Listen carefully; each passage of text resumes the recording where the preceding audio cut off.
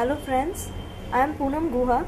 I belong to the 2008 of IAS, and today it is my privilege that I would like to share with you some of the secrets behind success in this very important exam called the Civil Service exam. For beginners, I would like to say what is the meaning of civil services. This comprises a number of services, about 25, including the Indian Administrative Service, the Indian Police Service, the Indian Foreign Service, and such others. In each of these, a student has to give a common exam which is conducted by the Union Public Service Commission, which comprises 3 stages: the prelims, mains, and interview. The prelims being an objective exam, the mains a subjective exam, and interview being a personality test. To get a brief overview of the exam, you could get a copy of Employment News that is published around December every year. You could also log in to the UPSC website, that is www.upsc.gov.in. There are a couple of other magazines which you could also refer to. These are Civil Services Chronicle as well as Competition Success Review. In fact, for students who are in college right now or even in high school, that is 8, 9, 10, you could get a copy of Civil Services Chronicle or Competition Success Review, and these 2 books may fairly guide you to what is the pattern of civil service exam, how it is changing day by day. That is the first point. Now coming to each and every aspect of the exam, beginning with the prelims. The preliminary exam, which is held usually in May of every year, it is an objective exam. Hitherto it used to comprise of 2 papers, one being the optional subject and one being the general studies. It is being planned by the Union Public Service Commission to change the nature of exam, and what we have just learnt is that the first paper might be changed to that of management pattern and might be named as an aptitude test, while the general studies paper still continues. About the general studies paper, you have a number of segments in the GS paper.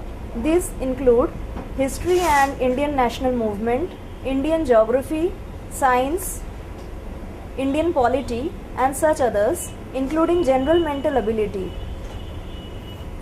If you ask me how to prepare for the general studies paper, I would say it's a very comprehensive paper, and you really cannot just devote about 1 month or 2 months towards preparation of this particular exam.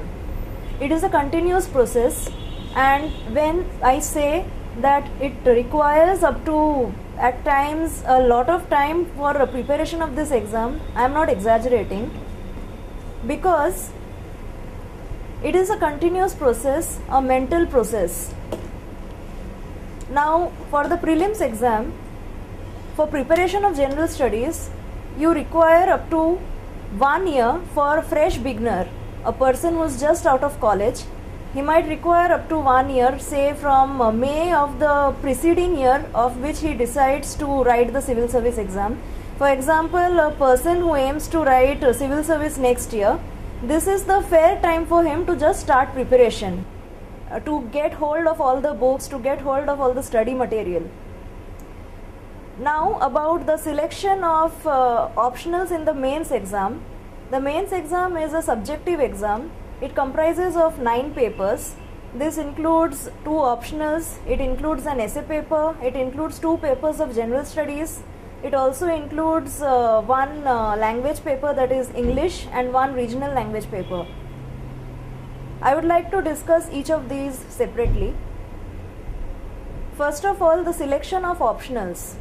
In my case, my optionals were political science and philosophy. If you ask me about the selection of optionals, I would suggest that if you have a background in one optional, it always helps. I am an MA in political science from University of Mumbai, and having political science as my first optional definitely helped me.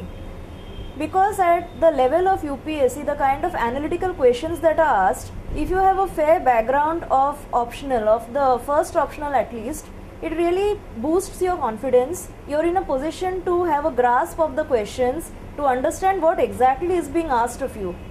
That is first.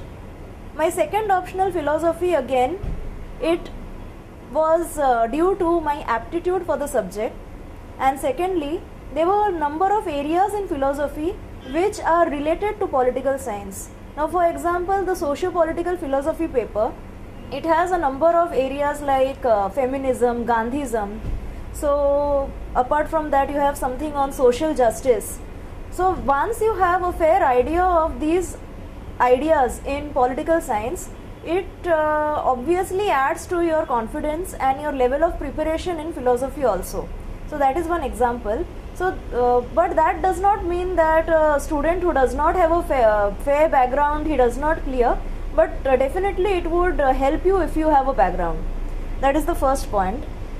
Now secondly, about general studies, you have again selected areas like history, Indian national movement, geography, science and technology, statistics. Now in general studies, again it's in mains the approach for general studies is a bit different, at least in my case, compared to the prelims, because in general studies here you have each and every segment, and you can in fact devote some time to each and every segment, depending one on the number of marks that is allotted to each segment, secondly on your aptitude for that particular segment. For example, there may be students who have a high aptitude in statistics, and therefore there are many who indeed solve the statistics paper in the beginning of the paper rather than in fact wait for it till the end. But in my case, I did not have a fair aptitude for statistics, and I preferred to include it towards the end of the paper. That is one. Secondly, it's very important to have writing practice for the mains examination. It is a very descriptive exam, and if you already are in a practice of writing answers, if you have already written answers after the prelims exam, then it definitely helps you, it boosts your confidence during the exam. Now if you ask me at what level should we really start practicing answers, for beginners I would really suggest that you should have a fair idea of the mains exam before you actually write the prelims exam. Now for example, if you are giving the May exam next year, the prelims exam next year, then this is the time when you should actually start preparing for your prelims, at the same time keeping an eye on the mains.